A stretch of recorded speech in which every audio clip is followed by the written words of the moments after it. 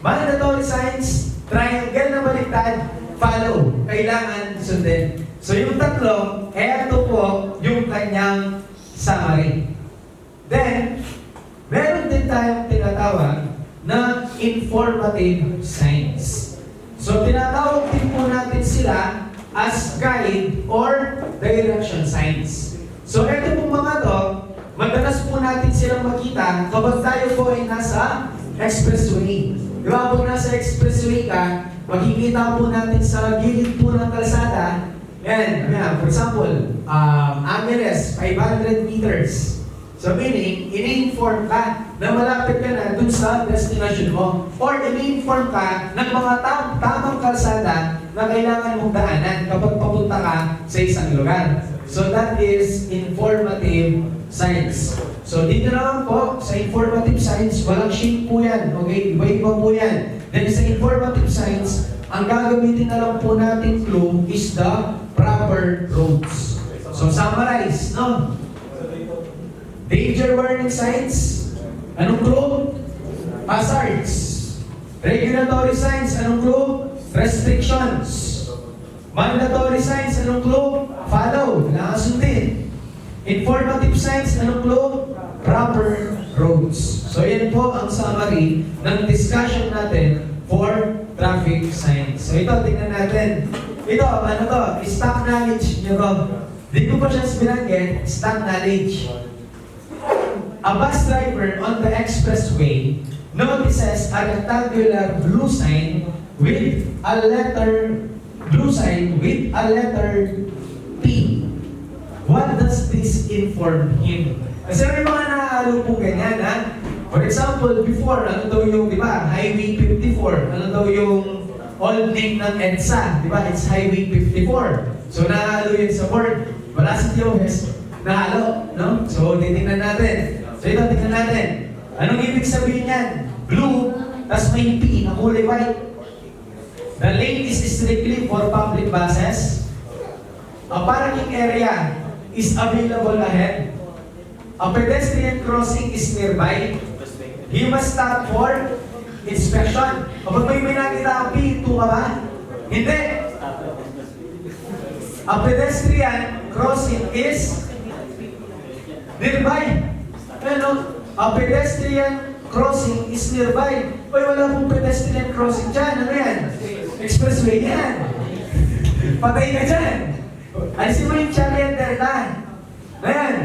For public buses lang ba yan? Or for parking area? May parking area. Doon sa lugar na pupuntahan mo. Ayan. The answer is bravo. Doon sa lugar mo, tsaka telephone. May telephone din yan. Lagi pagkatingin yan eh. Pitas may telephone na mag-picture, di ba? So, ang sagot mo dito is bravo. Meaning, doon sa area na itatraverse mo, natatahagin mo, merong space doon na pwede kang mag-park. Bakit kailangan na ganyan? For emergency purposes. So, if ever po na magkaroon ng emergency purposes, huwag kang ihinto doon sa mismong expressway. Hanap ka ng parking area po din. Next.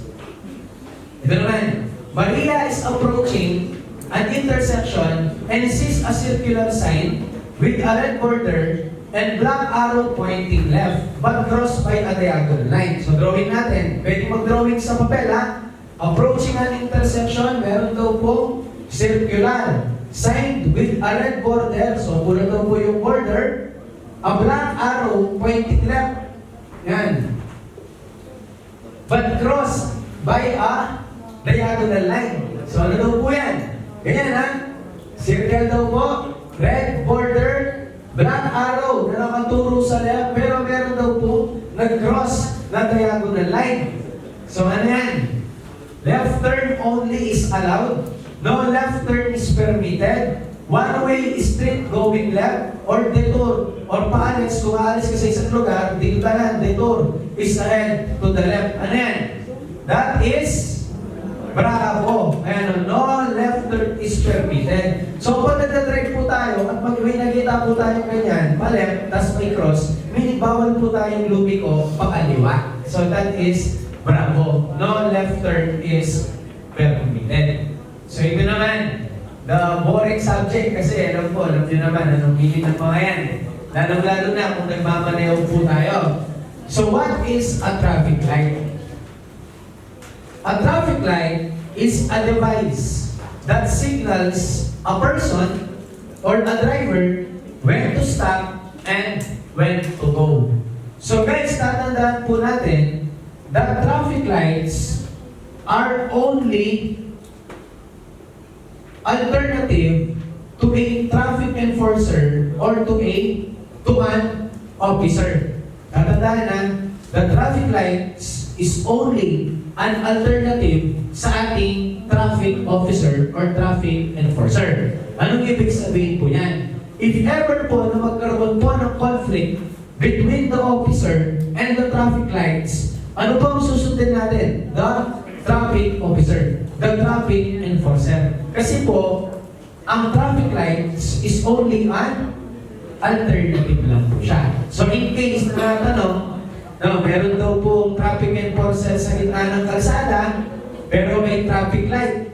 Sinong susundin mo? Ang susundin po natin is the traffic enforcer. Because the traffic lights is only an alternative for the traffic enforcer. Meron ganyan natanong na green na daw.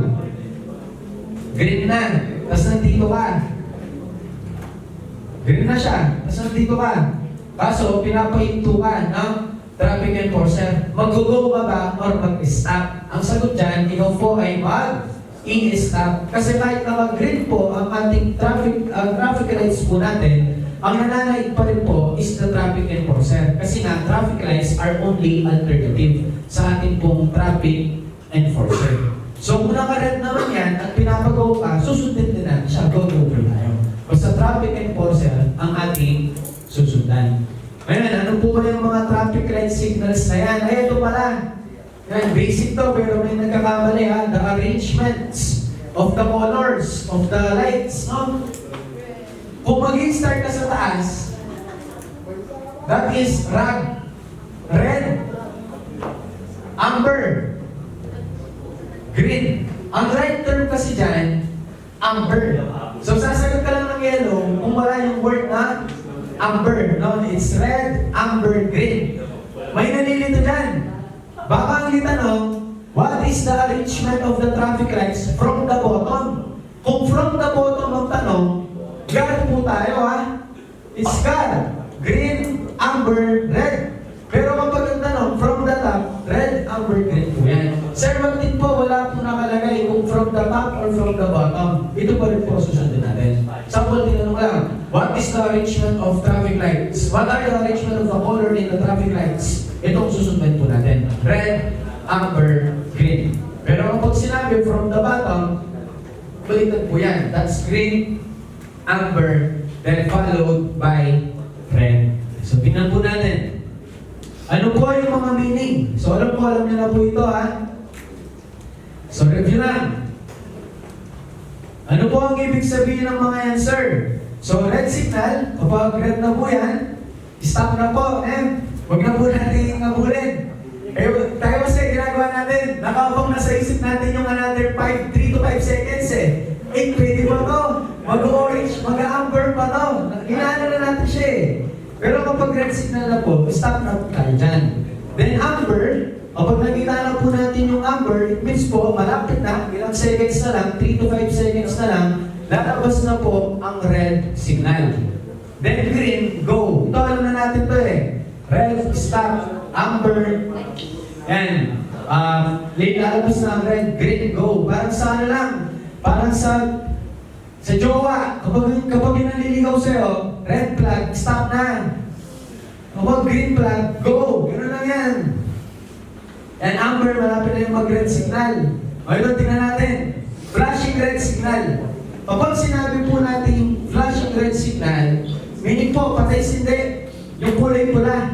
So kapag patay sindi po, yung kulay pula, meaning, you need to complete stop. So kailangan po natin huminto. Okay, tatandaan po natin yan ha. Kapag po flashing red signal, it means complete stop. Then, bago po tayo mag-go, check muna natin kung clear na. Kasi dalawa yan. It's either bago, for example, madalas yan, example, may festival, yung kailangan mo ng ikat, i-red muna nila para huminto. Pero for example, red signal, tapos nakahinto ka doon, nakita mo, safe naman, you can go naman. So titingnan din po natin. Baka malfunction lang siya. Ayan. How about flashing amber or flashing yellow signal? Kapag po flashing yellow signal or flashing amber signal, proceed with caution. Pwede po tayong mag-go, pero kailangan po, mabagal lang po tayo. So that is the meaning of flashing yellow signal.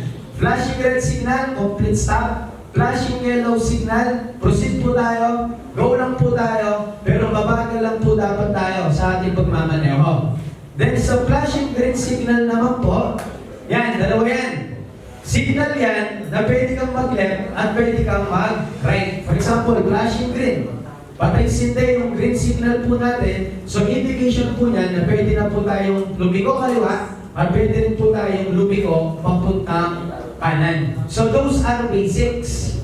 Madalas natin nakikita itong tatlo, di ba? Red, stop, amber, malapit na ang red, green, go, flashing red, itong tatlo, madalang.